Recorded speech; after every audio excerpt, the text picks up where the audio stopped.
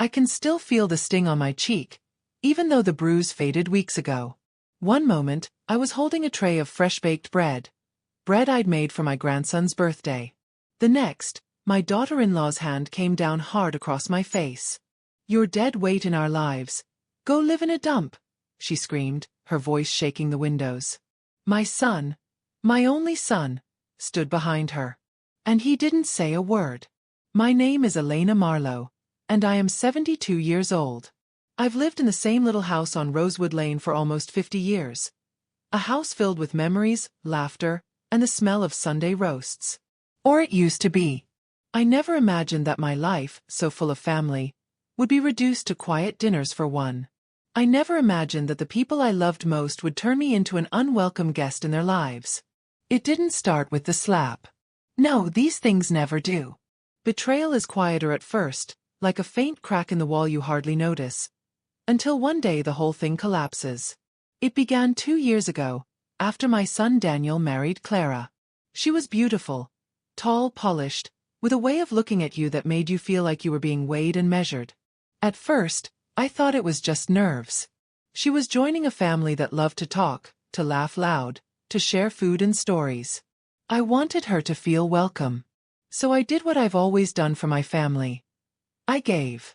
When they couldn't afford a down payment for their new home, I sold a parcel of land my late husband left me. Quietly. No ceremony, no big announcement. Just a bank transfer and a hug from Daniel, who promised, "Mom, I'll never forget this." When Clara wanted to renovate the kitchen, I handed over my savings from years of sewing commissions. Money I'd planned for a little trip to Italy, the one my husband and I never got to take. "We'll all enjoy it together," she said with a smile that never quite reached her eyes. At first, things seemed fine. They invited me for Sunday lunches, and I'd sit at their gleaming new marble counter while Clara poured wine and Daniel carved roast chicken. But over time little things changed. The phone calls became less frequent. Invitations started arriving late, or not at all. Sometimes, I'd find out about family gatherings from neighbors who'd seen photos on Facebook. I told myself I was imagining it. That they were just busy. That I shouldn't be a burden. Then came my grandson's 8th birthday.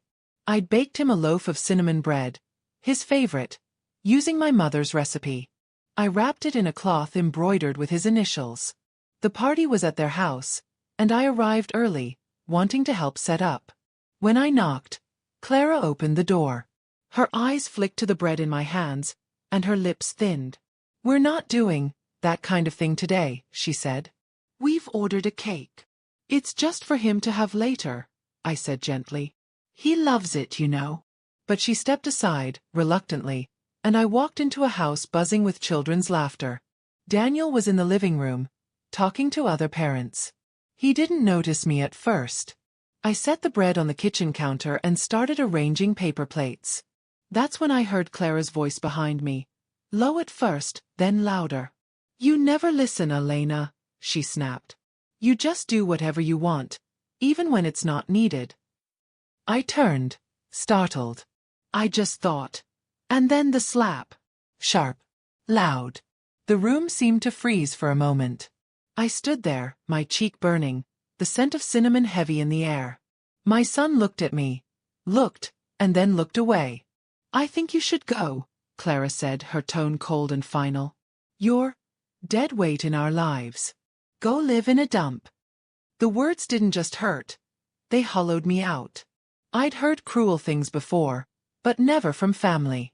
I put on my coat slowly, like my body had forgotten how to move. No one stopped me. I walked out into the bright afternoon, the sound of children playing fading behind me. That night, I sat in my kitchen, staring at the loaf of bread I'd taken back with me.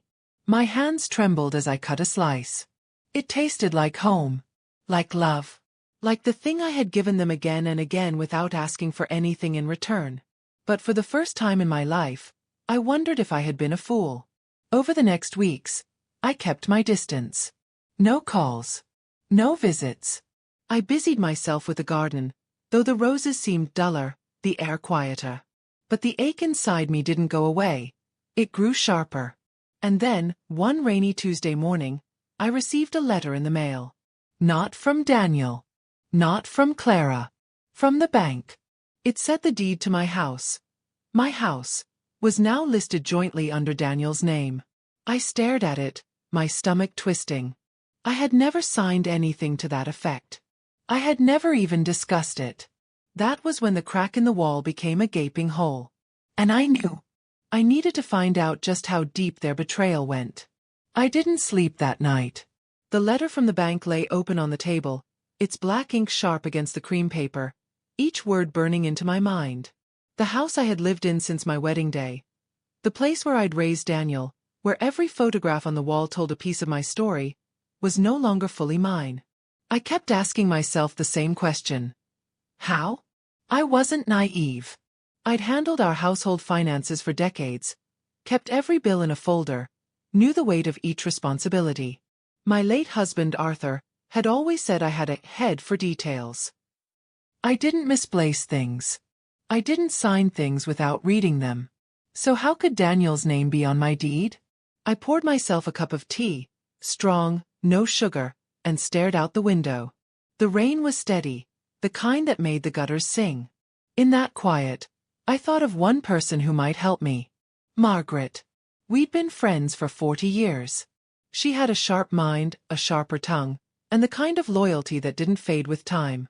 She was also married to a retired solicitor, which meant she'd picked up more than a few things about property law.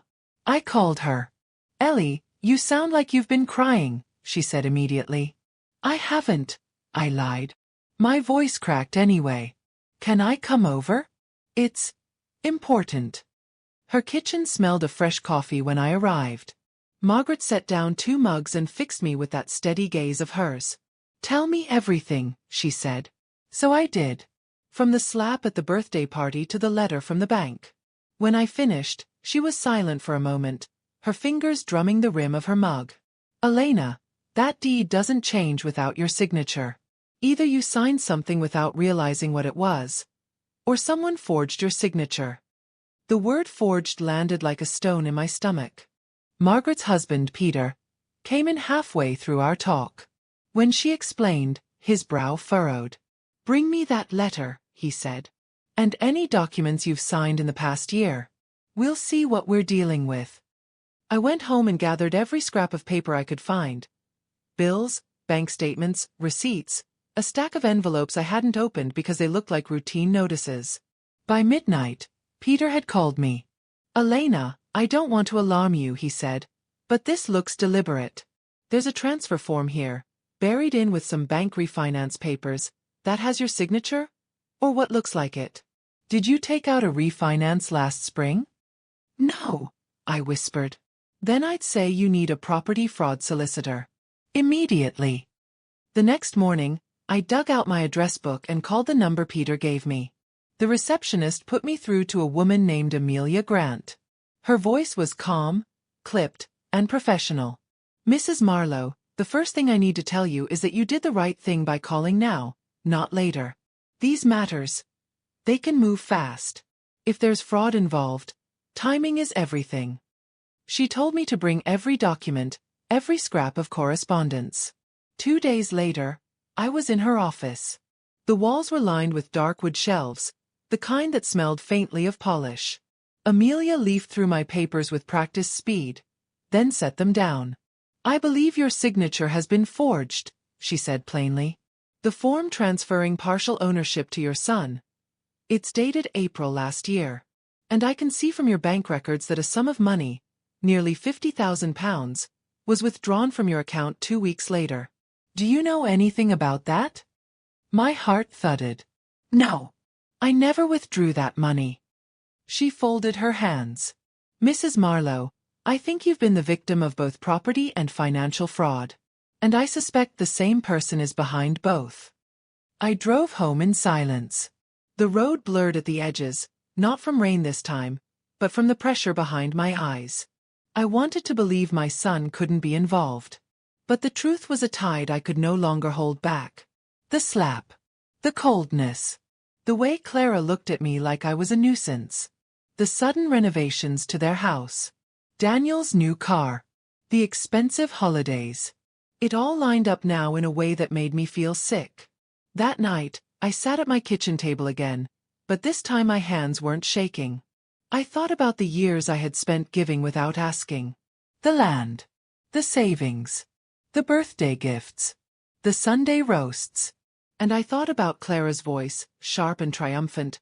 Go live in a dump. No. I would not be sent away from my own life. Amelia called me the next day. I've taken the first steps to freeze any further changes to your property ownership. But I need to ask, are you willing to pursue legal action against your son? The question hung between us. I closed my eyes. I saw Daniel as a boy, with scraped knees and jam on his face, running to me for comfort. I saw the young man in a suit at his wedding, smiling at me in the photo we took together. And then I saw him standing behind Clara, silent, while she hit me. Yes, I said quietly. Yes, I am. The next few weeks felt like living inside a detective novel. Except the crime scene was my own life. Amelia moved quickly. We need proof, she said. Hard. Irrefutable proof. If they forged your signature, there will be patterns. Handwriting experts. Bank CCTV. Transaction trails. This isn't just about taking your house back. It's about making sure they can't do this to you again. Her words gave me a strange sense of steadiness. Every time she spoke, I felt the panic in my chest loosen just a little. The first step was the bank. Amelia arranged for us to meet with the branch manager, a man named Mr. Lawson who looked like he'd been working with ledgers since the ink and quill days. I watched his face carefully as Amelia laid out the transfer form. His brow furrowed. Mrs. Marlowe, according to our system, you authorized this in person. There's a scan of your ID. He turned the computer screen toward me. There was my passport photo. But the woman in the grainy CCTV footage taken at the counter was not me. The hair was the same silver gray, but shorter. The scarf was one I'd given to Clara last Christmas. My stomach dropped. Mr. Lawson cleared his throat. I can request the original footage from our archive, and we'll have it enhanced. It'll take a few days. In the meantime, we'll flag your account for suspicious activity. As we left the bank, the drizzle outside felt colder, sharper. I pulled my coat tighter. Amelia's voice was low. If that's Clara on that footage, it strengthens our case tenfold. I didn't answer. I couldn't yet say her name without feeling my throat close. The second step was my signature. Amelia sent the documents to a forensic handwriting analyst. The report came back 2 weeks later. High probability of simulation. Inconsistent pen pressure, hesitation marks, irregular letter formation not consistent with natural writing of subject. In other words, forged. At home, I started combing through old files. That's when I found something I'd overlooked before, a crumpled receipt from an upmarket furniture store, dated 3 days after the £50,000 withdrawal. The name on the order form was Clara's. The delivery address. Their house. I sat there, the paper trembling in my hands. I remembered how, that same week, Clara had shown off her new reading room on social media, smiling in a velvet armchair beside a grand oak desk. I had liked the post. I had even commented, "Lovely. You deserve it." I felt sick. Margaret came over that night. I poured her tea, but she barely touched it. "You have them," she said, after I showed her the receipt. "This is theft, Elena. It's not just ungratefulness anymore. It's criminal." I stared into my tea, watching the milk swirl like smoke. "Why? Why would my own son?" She leaned forward. "Because you made it too easy for them.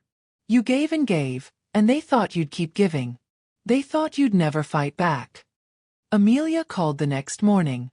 "I want you to prepare yourself. We're going to serve them with a legal notice, but before that, I want you to confront them. Not to argue but to observe. I need to see their reactions firsthand. It'll help if this goes to court." The thought of facing them made my pulse quicken. But I agreed. I called Daniel first. My voice was steady, though my palms were damp. "Could you and Clara come over for dinner? I'd like to talk," I said. He hesitated. "About what?" "Family matters, I replied. And the house. Silence. Then, all right, we'll come. The day of the dinner, I cooked like I used to. Roast lamb, potatoes with rosemary, glazed carrots. The kitchen smelled warm and inviting, almost enough to make me forget why we were here. Almost.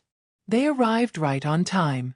Clara swept in first, wearing a silk blouse and that same scarf from the bank footage. My eyes lingered on it, and she noticed. What? She said sharply. Nothing, I replied, smiling faintly. We sat down to eat. At first, the conversation was light. Work, the weather, Daniel's new project at the firm. I let them talk, nodding, sipping my wine. Then, halfway through, I set down my fork. I got a letter from the bank, I said. Clara's knife froze mid-cut. Daniel's eyes flicked to hers. They tell me my house deed has your name on it now, Daniel, I continued. Funny thing is, I don't remember signing it. Silence. Clara was the first to speak. You must be mistaken. I'm not, I said, my voice calm. I've seen the footage from the bank. I've seen the receipts for the furniture. And I've spoken to a solicitor. Daniel's face drained of color. For the first time, I saw fear in Clara's eyes. Just a flicker, but it was there. I just thought, Daniel began, but I held up my hand. No explanations tonight. I wanted to give you the courtesy of hearing it from me first. The next conversation we have will be through my lawyer. I stood, gathered the plates, and carried them to the kitchen. My hands were steady. Behind me, I heard Clara whisper harshly, I told you she'd find out. That night, when the door finally closed behind them, I didn't cry. For the first time in months, I felt the faintest spark of control returning. This wasn't over. Not by a long shot. 2 days after the dinner, Amelia called. They've gone quiet, she said. Which means they're talking to someone. Probably their own solicitor. We have a window of advantage. I want to file an emergency injunction to prevent any sale, mortgage, or transfer of your property. Just hearing the words, prevent any sale, sent a cold shiver down my spine. I pictured waking up one morning to find strangers moving furniture into my home. Do it, I said firmly. The injunction was filed within 48 hours. It meant that no matter what Daniel and Clara tried, my house was frozen in place. No bank, no buyer, no one could touch it until the matter was settled. But that was only the first battle. Amelia wanted to strengthen our position with witness testimony. People who've seen changes in your finances, heard certain conversations. Anyone who might connect the dots. I didn't think I had anyone like that. Until my phone rang one afternoon and I heard a familiar voice. It was Lydia, my former neighbor from 3 streets over. We hadn't spoken in months. Elena, I don't know if I should be telling you this, she began, but I was at the bank last year when I saw Clara there. She was at the counter for ages, arguing about paperwork. She didn't see me, but I overheard her say something about you not being able to come in because of your bad hip. I remember thinking, but Elena doesn't have a bad hip. I gripped the phone tighter. Lydia, would you be willing to write that down? Maybe even testify if needed? She hesitated. If it helps you, yes. I will. Amelia was thrilled. That puts Clara at the bank on record. Combined with the CCTV and the handwriting analysis, this becomes very compelling. Still, I knew my son. He wouldn't just roll over. And Clara. She was the sort of woman who could smile sweetly at a judge while twisting the knife. The next blow came from an unexpected direction. A letter arrived from Daniel's solicitor, accusing me of voluntarily transferring part of the house to Daniel as an early inheritance, claiming it was a gesture of goodwill to ensure family stability. I read it twice, the paper rattling in my hands. Amelia read it once and tossed it back onto the table. They're trying to make this a matter of family generosity. No fraud, just a gift. But they've overplayed their hand. If it was a gift, why forge your signature? Why withdraw money without consent? That night, as I was locking the front door, there was a knock. My heart jumped. It was late. When I opened it, a young man stood there, holding a small brown envelope. Mrs. Marlowe? I used to work for Clara's brother. In his accounting business. I heard about what's going on. I think you should see this. He handed me the envelope and left without another word. Inside were photocopies, invoices, bank transfers, and what looked like an email printout. The email was from Clara to her brother, saying, "Once the house is in our name, we can refinance and finally pay off the Spain villa. She won't need to know." My knees almost buckled. When I showed Amelia the next morning, her eyes lit up. This is a smoking gun. It shows intent, premeditation. It ties the motive directly to her and Daniel. I sat there in her office, feeling a strange mixture of grief and triumph. Grief because the truth was undeniable now. My son was not a bystander. He was a co-conspirator. And triumph because they had underestimated me. Amelia leaned forward. "Elena, I need you to prepare yourself. If we go forward with this, it could mean criminal charges. This won't just be a property dispute." I thought about the years I'd fed them, clothed them, saved them from financial ruin. And I thought about Clara's hand across my face, her voice spitting venom. "I'm prepared," I said quietly. "They wanted to take everything from me. Now I'll take back what's mine, and my dignity with it." The court date was set for 3 months later. In the meantime, Amelia filed for a forensic audit of Daniel and Clara's accounts. Every week brought new revelations: lavish trips, designer clothes, and payments to Clara's family abroad. Piece by piece, the puzzle came together. And with every piece, my resolve hardened. One evening, as I sat by the window with my knitting, Margaret came by. She looked at the growing stack of files on my coffee table. "You're going to win this, Elena," she said. I met her eyes. "I'm not just going to win. I'm going to make sure they can never treat anyone like this again." The courthouse smelled faintly of polish and paper, an odd mix of cleanliness and old stories. I'd been there before years ago for jury duty, but this time the air felt heavier. This time, I wasn't a bystander. I was the case. Amelia walked beside me, a calm force. "Remember," she murmured, "you don't have to prove you're innocent. They have to explain why all the evidence points straight at them." We entered the courtroom. Daniel and Clara were already there, seated at their solicitor's table. Clara wore a pale cream suit and a string of pearls, as if she'd stepped out of a lifestyle magazine. Daniel's tie was too tight, his jaw clenched. Our eyes met for a moment. I searched for even a flicker of remorse. There was none. The judge, a tall man with thinning hair and a steady voice, opened proceedings. Daniel's solicitor began first, painting a picture of a loving son who'd been entrusted with a share of his mother's property as a symbol of family trust. "This was an early inheritance," the solicitor said, gesturing toward me. "Given freely and without coercion. My client's wife was simply helping facilitate the paperwork during a busy time." I kept my face still. Inside, my heart pounded. Then it was Amelia's turn. She stood, her voice crisp. "Your Honor, the evidence will show that this was not a gift, but a calculated act of deception. The defendant's wife impersonated Mrs. Marlowe at a bank, forged her signature, and withdrew large sums from her account without consent.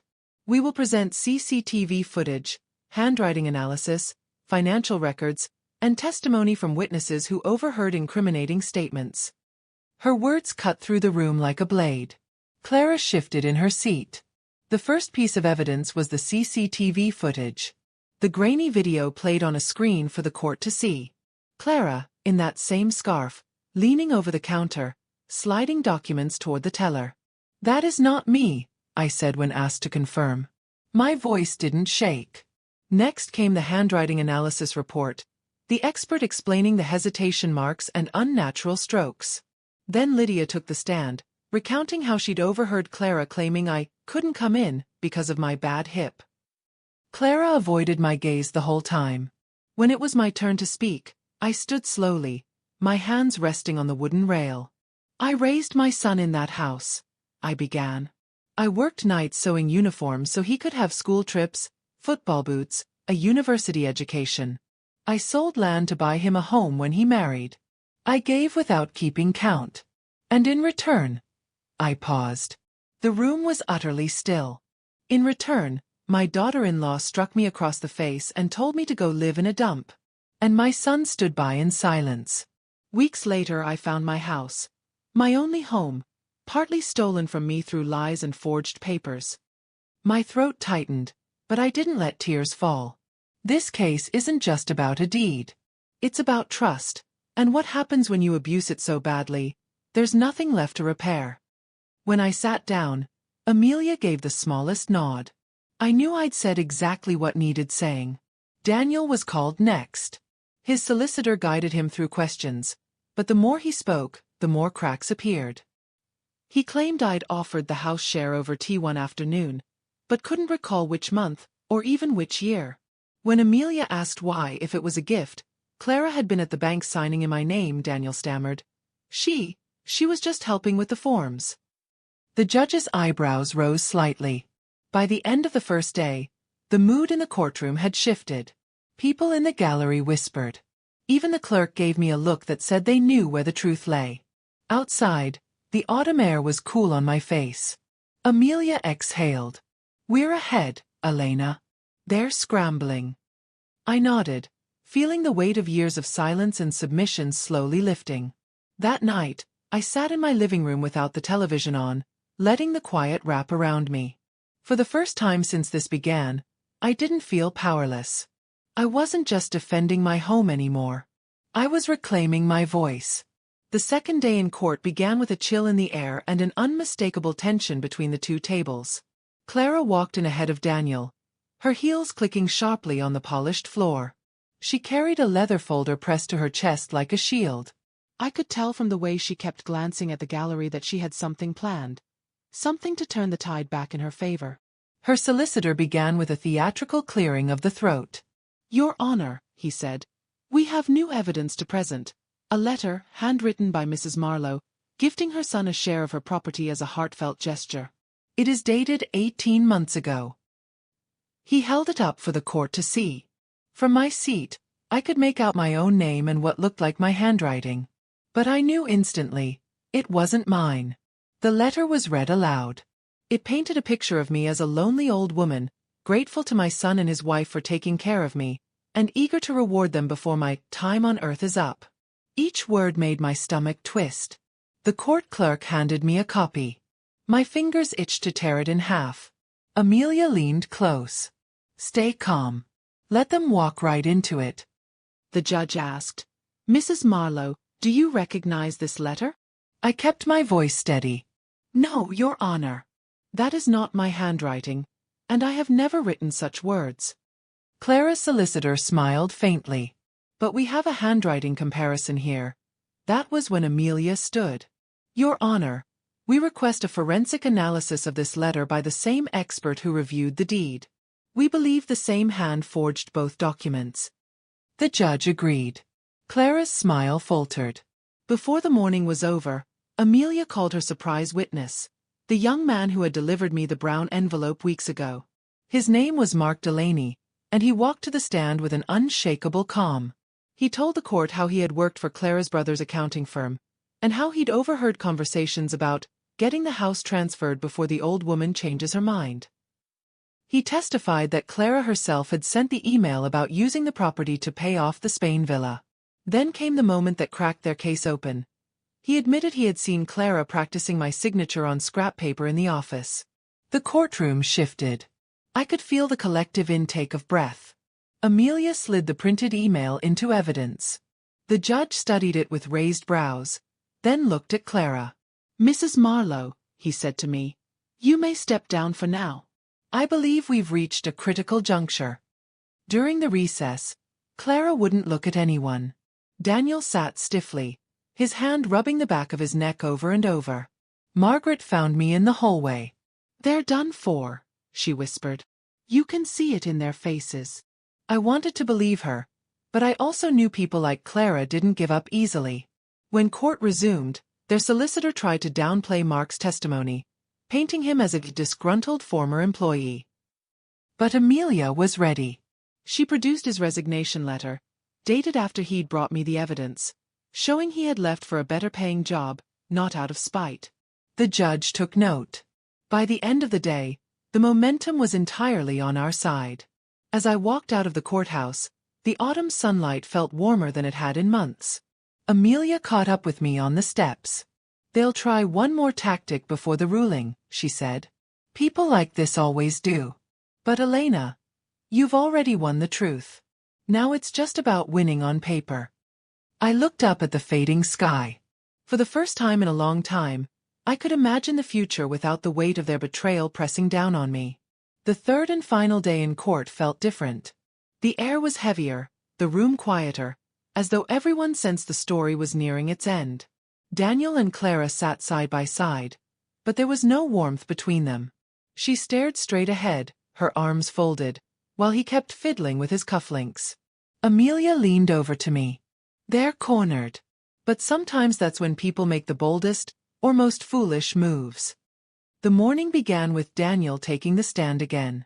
His solicitor's tone had softened, almost pleading.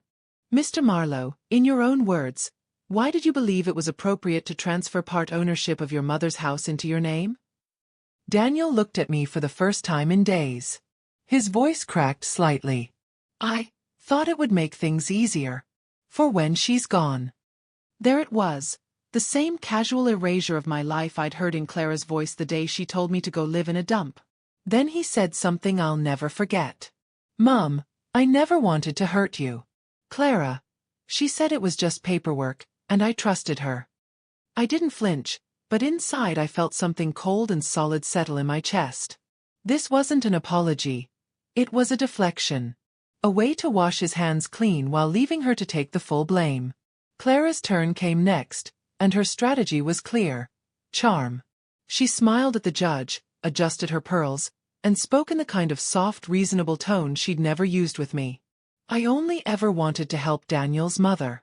She was struggling to keep up the property, and I thought, Amelia cut in. Help her? By impersonating her at a bank? Clara's composure faltered. "That's a misunderstanding. I was there to clarify things." The judge raised an eyebrow. "Clarify things by signing her name?" Clara's lips pressed together. She didn't answer.